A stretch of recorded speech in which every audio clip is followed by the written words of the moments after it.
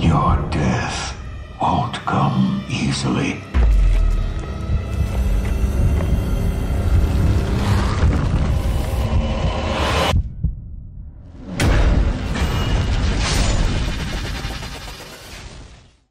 Hello, Shaun of the Lore Hunter here, and this is Sekiro So Far, a series where I discuss everything we've learned about the upcoming action game, Sekiro Shadows Die Twice.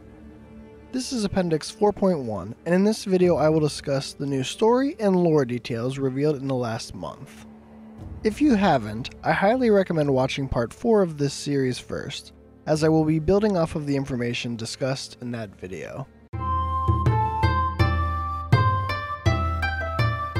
Okay, now that we are all caught up, let's discuss some new details about the development of Sekiro's story.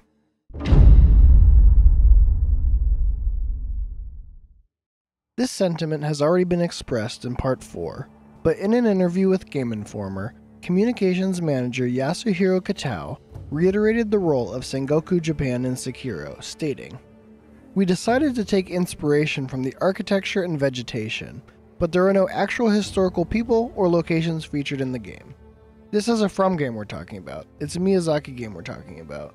You can probably expect a lot of weirdness to occur and to begin to unravel as you progress throughout the game." Speaking of weirdness and unraveling, Game Informer asked FromSoft president and Sekiro director Hidetaka Miyazaki if there would be a Bloodborne-esque twist in Sekiro, to which he responded, "If you can think of the opening of the game as a more traditional Japanese ninja fantasy, then it's not going to continue along that exact same track the whole way through. I think it's safe to say that much, and I think more would be a spoiler. Personally, I would not go into Sekiro expecting a twist of the same magnitude as the genre-altering twist of Bloodborne. But that doesn't mean we can't expect a good twist or a clever subversion of the themes in Sekiro. Spoilers for Dark Souls 1 and 2, but Dark Souls 1 blindsided me when I discovered much of Anor Londo was an illusion, and when I learned that there were in fact 2 primordial serpents. And in Dark Souls 2, discovering King Vendrick was a mindless hollow blew my mind. So don't worry, FromSoft have always taken themes and expectations and played with them in satisfying and surprising ways, and I don't expect any less from Sekiro. Previously, I explained that Miyazaki wrote the plot for Sekiro, but that this time he was working on the script and item descriptions in collaboration with other team members. In his interview with Game Informer, he spoke about the opportunities this approach presented. This ability to more easily share the narrative internally with other staff, and have them give their take on it, and have them arrange this information, this overwhelming amount of information between characters and different plots and what have you, is also very refreshing, and it allows us to get a better beat on the story as a company. Adding on to this, Miyazaki explained, "To see the team reinterpret this into their idea, or what it means or implies, this is enlightening for me, and it allows me to see this different interpretation, and then to have this collaborative story building together." I have 2 items left to discuss in this section. One is potentially bad news for some of you, and the other is objectively good news. So I'll hit you first with the bad, and then give you the good. We don't want to feel like we're beating a dead horse, or just going to put it out for the sake of it, or just going to cram it into the lore in some way. It kind of puts restrictions on us, so we are not featuring the Moonlight Greatsword this time. But you can play Sekiro in Japanese or English, so that's cool, right?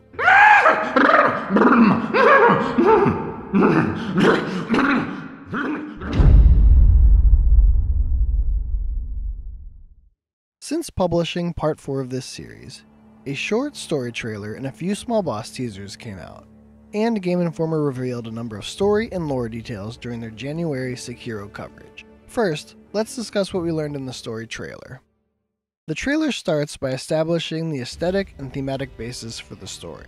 In the closing years of the Sengoku era, Japan was consumed by perpetual conflict. Then, we see a confrontation between 2 warriors. I appreciate the small details here of including the Makiri counter and a death blow as part of the combat in this cinematic trailer. But these moves aren't the only interesting details about this encounter.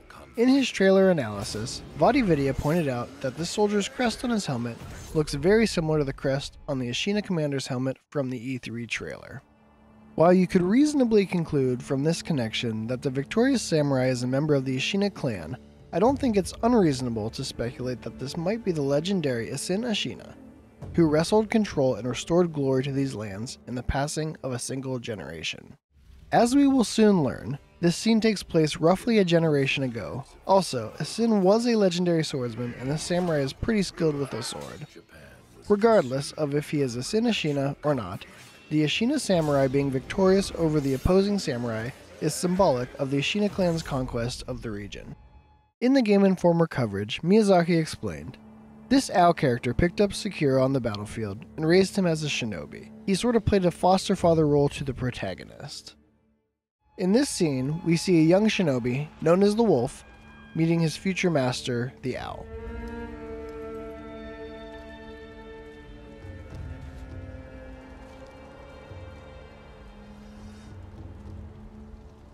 What's the matter, Stray? Nothing left to lose? Well, would you look at that? Will you join me, starving wolf?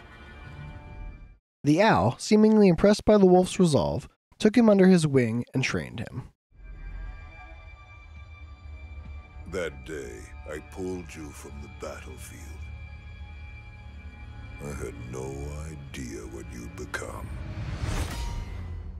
The scene then cut to the wolf as an adult, and we get this line, which is somewhat cryptic, but feels to me like a comment upon how much he has grown, as a person and as a shinobi, since their initial encounter. In this December 2018 4Gamer interview, Miyazaki said, "The shinobi is a man bound to the prince only by duty after having lost his only family, the man who raised him." Not only do we learn here that the owl is dead at the beginning of Sekiro's narrative, but this further explains the wolf's dedication to saving the young prince. The fact that he is bound to the prince after losing the owl sounds like perhaps the owl protected the prince, but now that duty has fallen upon the wolf. So not only might he be motivated to protect the prince, as the owl once protected him, but also his duty to protect the prince is entangled with the loss of his father figure, the owl.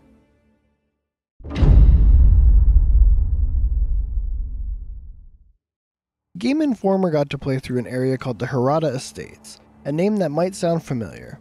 That's because we learned in Part 4 that Harada is the chief vassal of the Ashina commander, who takes in the prince as a ward. So this might very well be where the prince spent a good portion of his life, and a place that the wolf is familiar with. But there's a twist to the narrative of this experience. The wolf is visiting the Harada Estates, but 3 years in the past. The Game Informer cover story explains that after obtaining a mystical bell in one of the early areas of the game, this zone is accessible via memories in the hub area. According to Miyazaki, this self-contained memory area is unique in the game. He explained, "It's not a game where you're going to go back and forth from present to past to piece together the puzzle. But this is a one-off flashback, if you will, to a portion of his past that allows you to piece a little more of the story together. So, you get some extra detail and you can flesh things out for yourself in that way." Being a unique area that is unlocked by a mystical bell, I think it is safe to say that whatever story beat occurs in the Harada Estates is important. While we don't know much, we have seen the burning buildings in the gameplay, and Game Informer described it as the sacking and burning of a prestigious samurai house, the samurai being Harada. This raises some interesting questions that are hard to know without more context, but are interesting to ponder. Who is attacking the Harada Estates? Has the Ashina commander sent troops to obtain the prince? If so, does that mean his chief vassal has turned on him, refusing to give the boy up? Or is this another group attempting to capture or rescue the prince from the Ashina? How does Lady Butterfly, the boss of this area, fit into this? Regarding Lady Butterfly, Miyazaki explained that one of the owl's old acquaintances, or part of that shinobi system of allies, was this Lady Butterfly character. So while Owl was training the protagonist and teaching him techniques, maybe he got to spar with this character or had some sort of menial relationship with her through the foster father figure. So the wolf and Lady Butterfly were all on the same side at one point, but something has changed, which I'm very tempted to speculate about, but I won't. Let me know in the comments what you think might be happening. The big thing is that the wolf has a history with Lady Butterfly. They know each other. Miyazaki said in his interview with Game Informer that having this key protagonist allows us to build a cast of characters around him, and his personality and his history. So we feel like you'll be able to experience both his past, in that sense, and the here and now of where the game takes place. So while the Harada States area literally takes place in the past, we will uncover more about the wolf and his history through interactions with characters as we progress through the game and meet people that the wolf has a history with, like Lady Butterfly. And this isn't the only way we will get to see glimpses of the wolf's past.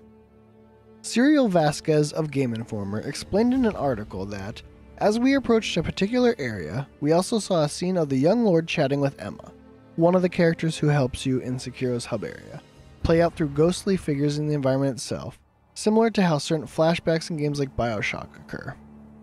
This is a different method of storytelling for From, and I will be curious to see how they utilize it in the narrative. While the wolf's history and connection to other characters is important, the story of Sekiro is primarily invested in the relationship between the wolf and the prince. Kitao told Game Informer, "One nice thing about basing the story around these characters is we get to play with the relationship between these characters, between the wolf and the young lord, and how their relationship kind of evolves throughout the game. The young lord and the wolf will meet up several times throughout the story, and the story will place a large emphasis on their relationship. There is one point early in the game where he is by your side, but this is not a kind of escort mission in the typical sense, and it only happens one time." Game Informer wrote that the prince can be seen with Lady Butterfly in the cutscene preceding her boss fight, but this is of course in the past. Forgive my speculation, but I do wonder if this event is when the wolf first takes the prince to flee the pursuing Ashina. That, however, does not explain why the wolf is visiting this memory in the current storyline of the game. We are told that he does retrieve an important item at the end of this area, so that could be the functional reason. I don't know how you pull an item from a memory, but From did something similar in Dark Souls 2, and I'm content to wait and see how this plays out in context.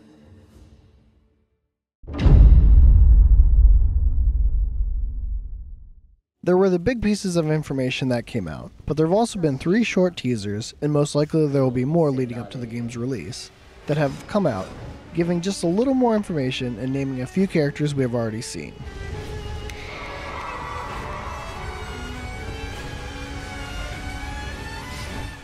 This first teaser is for the Corrupted Monk, which was captioned with, "A priestess donning the mask of a guardian deity."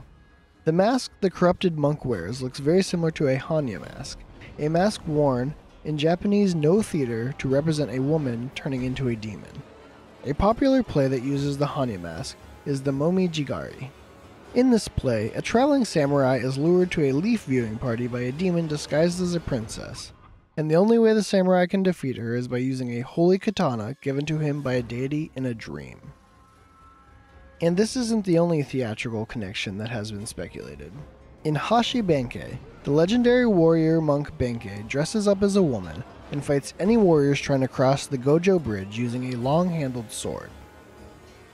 These potential connections are almost certainly just nods toward these plays, but they are worth keeping in mind as we learn more about the Corrupted Monk and offer valuable insight into what Fromsoft was taking inspiration from and how they informed the development of Sekiro. The second teaser gave a name to this mounted samurai boss we saw teased in the E3 trailer. His name is Gyubu Masataka Oniwa. The title of Gyubu means something similar to a judge or someone dealing with punishment. Apparently, the Ashina view it as a crime to try and stop the use of a child for whatever cult ritual the Ashina commander has planned. The third teaser gave us the name of the samurai general mid-boss from the demo, General Tenzin Yamauchi of the Ashina clan. You can see he is now situated where the Chained Ogre was located in the demo. In this teaser, you can see the banner behind him that has shown up semi-regularly in other promotional materials. It translates to, "Die with glory, live with shame." This might be referencing a quote from a Chinese Warring States-era military strategist Wuzi, who wrote, "They shall not disobey their orders, and speak of return only after a battle is won. Thus, at the day of departure, there is only the glory of death, without the shame of living." Ultimately, this functions in the game as a bit of flavor and a mantra for the Ashina forces, but again, it gives us some further insight into what FromSoft pulled inspiration from. And that is what we know about the story and lore of Sekiro so far. With about 4 weeks left at the time of recording this, we are entering the final stretch before the game releases. If you've enjoyed this series, please subscribe to stay up to date with this series as well as all of the other Sekiro content I have planned once the game releases. Thanks for watching.